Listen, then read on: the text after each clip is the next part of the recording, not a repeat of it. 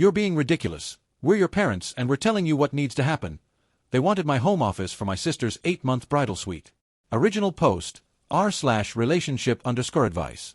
I've been staring at this blank screen for 20 minutes, trying to figure out how to explain 26 years of feeling like a ghost in my own family. But I guess I'll start with what happened yesterday, because that's what finally made me realize I need help. My parents called me over for what they said was an important family discussion. When I arrived at their house, my sister Emma was already there, sitting between them on the couch like she always has, literally and figuratively at the center of our family's universe. Mom had her arm around Emma's shoulders. Dad was scrolling through his phone, probably looking at Emma's Instagram where she posts daily updates from the high-end salon where she works. We need to discuss Emma's wedding preparations, Mom announced, like she was calling a board meeting to order. No, how are you, or, thanks for coming. Just straight to Emma business, as always. For context, Emma got engaged 3 weeks ago to her boyfriend of 18 months. Since then, it's been non-stop wedding talk. I learned about the engagement through Facebook, by the way. Not a call, not a text, Facebook. But I digress. Dad finally looked up from his phone. Your sister needs a proper space for all her wedding planning and preparation. The bridal magazines, the dress fittings, the bridesmaids meetings, the vendor consultations, she needs a dedicated space. I nodded, wondering why they were telling me this. Emma lives in a 2-bedroom apartment with her fiancé. Mom and Dad have a 4-bedroom house with 2 separate living areas. Surely between them, they could find space for wedding planning. Your home office, Mom said, like she was stating an obvious fact. It's perfect. Good lighting from that big window, plenty of space, and that built-in shelving unit would be ideal for organizing everything. I actually laughed at first, thinking she was joking. My home office is in my 2-bedroom condo that I bought last year after saving for 5 years. It's where I do my continuing education for my job as a medical equipment technician, where I take my on-call shifts for the hospital, where I complete my documentation. It's not some spare room, it's essential for my work. I'm confused, I said slowly. You want me to? What exactly? Emma finally spoke up, examining her engagement ring as she talked. It would only be for 8 months. Just until the wedding. I could come over whenever I need to work on wedding stuff, and we could store all the supplies there. The lighting really is perfect for makeup trials. You want me to give up my home office for 8 months so you can use it for wedding planning? I tried to keep my voice level, but I could feel that familiar tightness in my chest, the one I felt since I was a kid whenever I tried to advocate for myself in this family. Don't be dramatic, Dad said, already dismissing my concern. You can work from your bedroom or the kitchen table. It's not like you're performing surgery in there. That stung. It always stings when they minimize my career, but I'm used to it. When Emma graduated from beauty school, they threw her a party that cost more than my entire college graduation celebration. When I got promoted to lead technician last year, responsible for maintaining life-saving equipment for an entire hospital wing, Mom's response was, "That's nice, dear," before launching into a story about Emma doing a celebrity's hair. I need that office for my work, I said firmly. I'm on call 3 nights a week. I have video conferences with equipment manufacturers. I'm studying for my biomed certification. Can't you do all that from a laptop anywhere? Emma asked, still not looking at me. It's not like you're seeing clients or anything important. Important. There it was. The word that summed up our entire family dynamic. Emma, important. Me, not important. Emma's beauty salon job where she styles hair, important. My job maintaining ventilators, defibrillators, and infusion pumps that literally keep people alive, not important. No, I said. The word came out stronger than I intended. I'm not giving up my office. The silence that followed was deafening. Mom's face went through several expressions, surprise, confusion, then that familiar disappointment that she's perfected over the years. The look that says, why can't you just go along with things like you always do? I cannot believe you're being this selfish, Mom said, her voice dripping with disgust. Your only sister is getting married once in her lifetime, and you can't make this small sacrifice? Small sacrifice. 8 months of giving up my workspace so Emma can plan a wedding that, knowing my parents, will cost more than my annual salary. 8 months of her coming and going from my home as she pleases. 8 months of being expected to work around her schedule in my own space that I pay for. Why can't she use one of your spare rooms? I asked. You have 2 that are just sitting empty. Those are for guests, Dad said, as if that explained everything. And Emma's childhood room is exactly how she left it. We couldn't possibly change it. Of course not. Emma's childhood room is still a shrine to her high school achievements, cheerleading trophies, prom queen crown, photos covering every surface. My childhood room was converted to Mom's craft room the week after I moved out for college. Emma finally looked at me, and her expression was one I knew well, the practiced hurt look she's weaponized since we were kids. I just thought my own brother would want to be part of my special time. But I guess I was wrong about us being close. We've never been close. How could we be? She was the miracle baby born when they'd given up hope of having children. I was the adoption they'd settled for 4 years earlier when they thought they couldn't conceive. They've never said it that explicitly, but I'm not stupid. The difference in how we're treated makes it crystal clear. Emma's right, Mom said, reaching over to squeeze my sister's hand. Family supports each other during important moments. But apparently, your work is more important than your sister's happiness. I wanted to scream. I wanted to show them the thank you cards I keep in my desk drawer from patients whose lives were saved because I caught a malfunction in their equipment during routine maintenance. I wanted to explain that last month I prevented a potentially fatal incident when I discovered a software glitch in our new ventilator fleet. I wanted them to understand that my work matters. But I knew it wouldn't make a difference. It never has. My answer is no, I said, standing up. Emma can use any number of other spaces for wedding planning. She's not taking over my office. Dad stood up too, his face red. You're being ridiculous. We're your parents, and we're telling you what needs to happen. I'm 26 years old, I reminded them. You don't get to tell me what to do with my own home. Then maybe you need to reconsider whether you're really part of this family, Mom said coldly. The words hung in the air like a challenge. Part of me wanted to laugh. When had I ever really been part of this family? When they forgot my high school graduation because Emma had a dance recital the same day. When they missed my college honors ceremony because Emma needed them to drive her to a hair competition. When they didn't even know I was in the hospital with appendicitis because they were on a cruise celebrating Emma's beauty school completion. Maybe I do, I said quietly, and walked out. That was yesterday. Since then, I've had 15 missed calls from Mom, 6 from Dad, and a series of text messages from Emma ranging from guilt trips, I can't believe you're ruining my wedding, to manipulation, everyone at work thinks you're being horrible when I tell them. But here's what's really eating at me. This isn't about the office. It's never been about the office. It's about 26 years of being invisible. 26 years of being told explicitly and implicitly that I matter less. 26 years of swallowing my hurt and going along with things because fighting back meant being labeled difficult or selfish. I don't know what to do. Part of me wants to give in like I always have, just to keep the peace. But a bigger part of me is tired. I'm tired of being the invisible son. I'm tired of my accomplishments meaning nothing. I'm tired of being expected to sacrifice everything while Emma sacrifices nothing. Am I being unreasonable? Should I just let her use the office to keep the family peace? Or is it okay to finally stand up for myself, even if it means potentially losing what little relationship I have with them? I honestly don't know anymore. I just know I'm exhausted from feeling like I don't matter in my own family. Update 1, 2 weeks later. Thank you to everyone who responded to my original post. I read every single comment, many of them multiple times. I wasn't expecting such an overwhelming response, and I'll be honest, I spent the first night after posting just crying. Not because I was sad, but because hundreds of strangers on the internet showed me more validation and understanding than my family has in 26 years. I wanted to update you all because something significant happened this week that's completely changed my perspective on everything.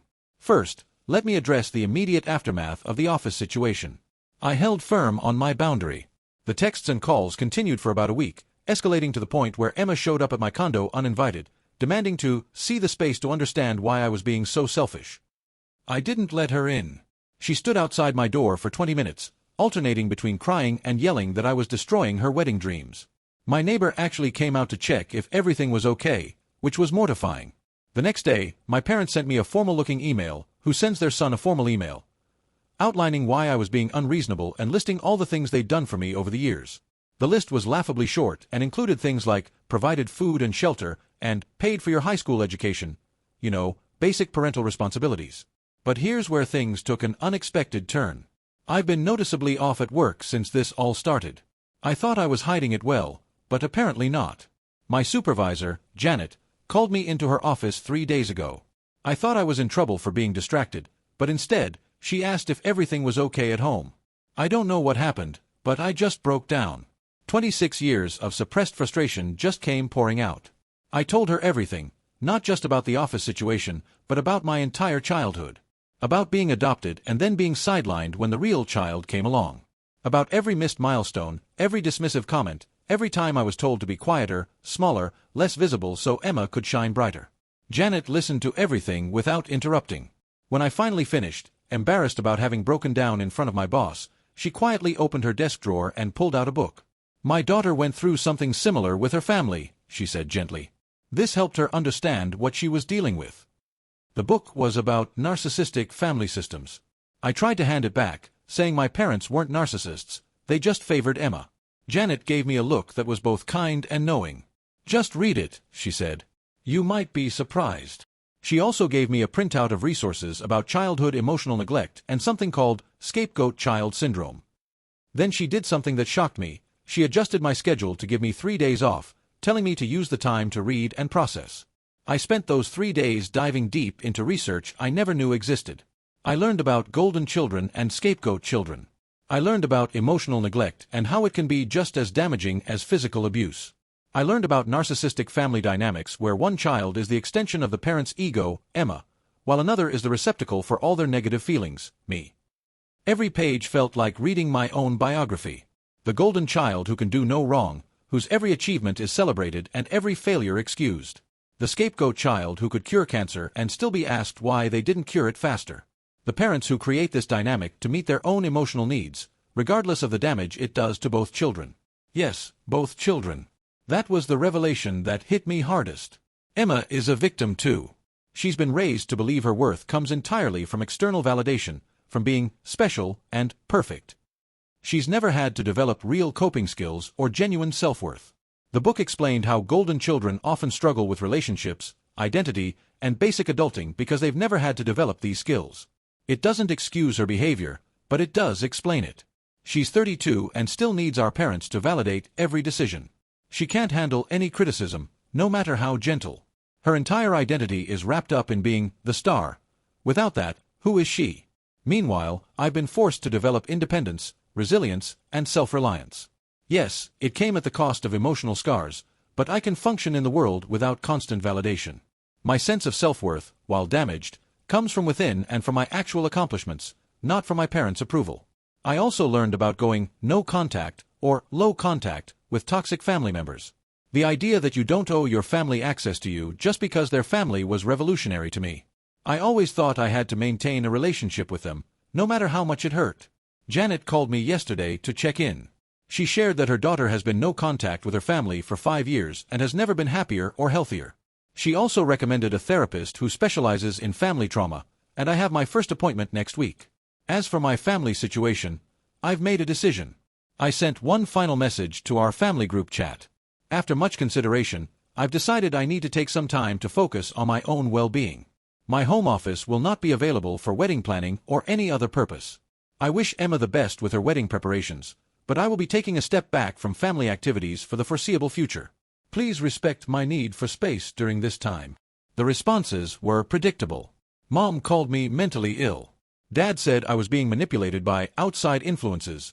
If only he knew it was my boss, someone he'd probably respect more than me. Emma sent a voice message crying about how I was abandoning her during the most important time of her life. But for the first time in my life, their reactions didn't make me doubt myself. The knowledge I've gained, the validation from my supervisor, and the support from internet strangers has given me a clarity I've never had before. I'm not the problem. I never was. I've also started reaching out to extended family members I was never allowed to get close to.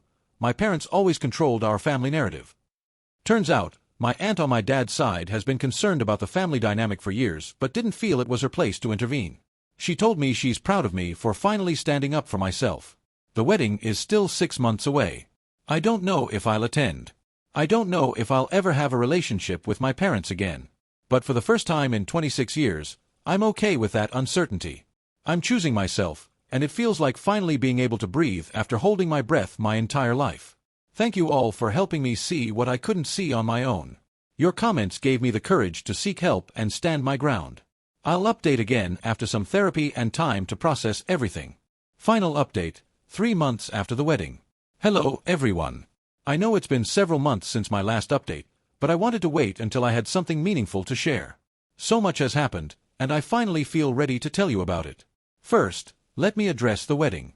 It happened 2 months ago, and yes, I did attend, but not in the way anyone expected. In the months leading up to it, I maintained strict boundaries with my family. I didn't block them, but I only responded to necessary communications with short, factual responses. The guilt trips continued, escalating as the wedding approached. Extended family members were recruited to pressure me. Social media became a battlefield of passive-aggressive posts from Emma about family who abandons you and inspirational quotes from mom about ungrateful children. Meanwhile, I threw myself into therapy. My therapist, Dr. Martinez, has been incredible. We've worked through so much childhood trauma I didn't even realize I was carrying. I learned that I've been in survival mode since I was 4 years old, since the day Emma was born and I suddenly became invisible. The hypervigilance, the people-pleasing, the inability to recognize my own needs, it all stemmed from a little boy desperately trying to earn love that should have been freely given. About a month before the wedding, something unexpected happened. Emma showed up at my work. Security called me down to the lobby, and there she was, but she looked different. Exhausted. Her usually perfect appearance was slightly disheveled, and she'd been crying. "Can we talk?" she asked. "Please. Not about the office or the wedding or mom and dad. Just, can we talk?" Against my better judgment, I agreed. We went to a coffee shop near the hospital. What came next shocked me. Emma broke down completely. The wedding planning had become a nightmare. Our parents had taken over everything, making it about them rather than her. Every decision had to be approved by them. Every choice she made was wrong. They'd invited hundreds of their friends she didn't even know. The wedding had become a performance where she was just a prop in their show. "I don't even want this anymore," she sobbed. "The dress, the venue, the flowers, none of it is what I wanted. It's all what they want. But if I say anything, they threaten to pull the funding." For the first time in our lives, Emma was experiencing what I'd lived with for 26 years, being controlled, dismissed, and treated as an extension of our parents rather than as an individual. The golden child had fallen from grace, and the view from down here was devastating her.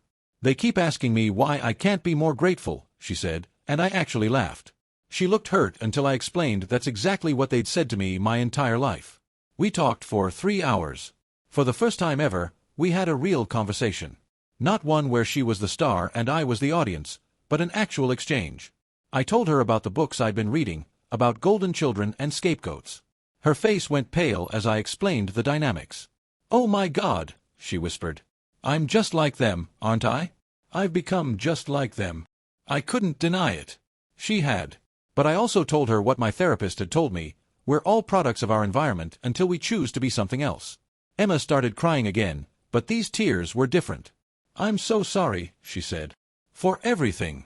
For the office thing, for all the times I watched them dismiss you and said nothing, for believing I was special while you were less than. I'm so sorry." It was the first time anyone in my family had ever apologized to me for anything. I told her about therapy, about Dr. Martinez, about the journey I'd been on. She asked for the therapist's information. Then she asked something that surprised me: "Will you come to the wedding?" "Not for them, but for me. I need at least one person there who actually sees me, not the performance." I agreed, but with conditions. I would attend the ceremony and stay for 1 hour of the reception. I would not engage with our parents beyond basic pleasantries. And if anyone started drama, I would leave immediately. The wedding day came. It was as overblown as expected. 500 guests, a venue that looked like a palace, enough flowers to stock a botanical garden. Emma looked beautiful but miserable. During the ceremony, she kept looking at me, and I'd give her small nods of encouragement. Our parents were in their element, playing the role of perfect parents to their perfect daughter. They barely acknowledged my presence, which was fine by me. But here's where the story takes another turn. The marriage lasted exactly 3 weeks. 3 weeks after the wedding, Emma called me at midnight, hysterical. She'd come home to find her new husband in their bed with someone else. In their marriage bed, in the apartment our parents had helped them buy. "I can't call them," she sobbed over the phone. "I can't tell mom and dad. They'll make this about them, about how it reflects on them. I don't know who else to call." I picked her up. She stayed in my guest room for a week. During that time, our parents found out about the separation, and their reaction was exactly what Emma had predicted. They were more concerned about what people would think than about Emma's well-being. They actually suggested she try to work it out, to avoid the embarrassment of a failed marriage. That was Emma's breaking point. She finally saw them clearly. She started therapy with a different therapist at the same practice as Dr. Martinez. She moved into her own apartment, the first time she's ever lived alone. She's been going through a brutal but necessary awakening about who she is versus who she was raised to be. Last month, she called me with a revelation from therapy. My therapist says I was raised to be a narcissist by narcissistic parents. But she also says the fact that I can see it and feel remorse means I'm not actually one. I'm just someone with a lot of learned behaviors to unlearn. We now meet for coffee every Wednesday. It's become our thing. She's learning to see me as a whole person for the first time in our lives. Last week, she asked me about my work, and actually listened as I explained the new diagnostic equipment we're installing. She asked follow-up questions. She remembered details from the previous week's conversation. I'm learning empathy, she told me yesterday, and it was simultaneously the saddest and most hopeful thing I've ever heard her say. Imagine being 32 and having to learn empathy from scratch. But she's trying. She's really trying. She's also been working through her own trauma, because yes, being the golden child is traumatic too. She told me she's never felt like a real person, just a collection of achievements and appearances designed to make our parents look good. She doesn't know what she actually likes, what she actually wants, who she actually is. You're lucky, she said last week, and before I could protest, she explained, I know it doesn't feel like it, but you got to become yourself. I'm 32 and I don't even know what my favorite color is. I just know what Mom told me it should be. Our parents, meanwhile, have lost both their scapegoat and their golden child. They're furious with me for corrupting Emma with therapy nonsense. They're furious with Emma for embarrassing them with her failed marriage and for going to therapy. Last I heard, they're telling everyone that both their children have been brainwashed by therapists. But here's the beautiful thing. Neither Emma nor I care anymore. Emma sent me a text yesterday that made me cry. I spent 30 years seeing you as competition for attention instead of seeing you as my brother. I wasted so much time. I'm sorry. But I'm grateful we have time now. We're both in recovery from our childhood. We're both learning to be people instead of roles in our parents' drama. It's messy and painful, and sometimes we slip back into old patterns. But we're trying. Dr. Martinez says sibling relationships that survive and transform after narcissistic abuse are rare but incredibly healing. She says Emma and I have a chance to create something new, not the relationship our parents orchestrated, but something real and honest. I never thought I'd say this, but I'm grateful for the home office incident. It was the catalyst that broke our family's toxic system wide open. It forced me to see the truth, seek help, and stand up for myself. It eventually led to Emma's awakening and our genuine connection. My office, by the way, remains my office. I'm using it right now to type this update. It's become more than just a workspace. It's a symbol of the boundary that changed everything. To everyone who told me I wasn't crazy, wasn't selfish, wasn't wrong, thank you. You gave me the courage to choose myself, and in doing so, I inadvertently gave my sister permission to choose herself too. We're both works in progress. We have a lifetime of conditioning to overcome. But for the first time in our lives, we're facing it together, not as the golden child and the scapegoat, but as two survivors finding their way to something healthier. I don't know if we'll ever have a relationship with our parents again. Right now, we're both maintaining no contact while we heal. Maybe someday, if they get help, unlikely, things could be different. But even if that never happens, Emma and I have each other now. Really have each other, not the performance of siblinghood we were forced to play for 30 years. Therapy has taught me that healing isn't linear. Some days are harder than others. But every Wednesday, when Emma and I meet for coffee, I see progress. I see her practicing active listening. I see her catching herself when she starts to make something about her. I see her genuinely celebrating my achievements. And I see myself learning to trust that this is real, that she's really changing, that we're both breaking free from the roles we were forced to play. Last week, Emma brought me a card. Inside, she'd written, "To my brother, the first person to see me as a whole person, not just a performance. Thank you for teaching me how to be real." I still have it on my desk, right here in my office. The office that started everything, the office that became my first boundary, the office where I'm finally writing our true story. Thank you all for being part of this journey. Your support meant more than you could ever know. And to anyone reading this who sees themselves in my story, whether you're the scapegoat or the golden child, know that it's never too late to break free. It's never too late to choose yourself. It's never too late to become real. The path to healing is brutal but beautiful. And sometimes, if you're very lucky, you might even find an unexpected ally in the person you least expected, the sibling who was trapped in the same broken system, just playing a different role. Emma just texted me, "Coffee tomorrow? I want to hear about the new cardiac equipment you're installing." And I mean really hear about it. For the first time in my life, I believe her.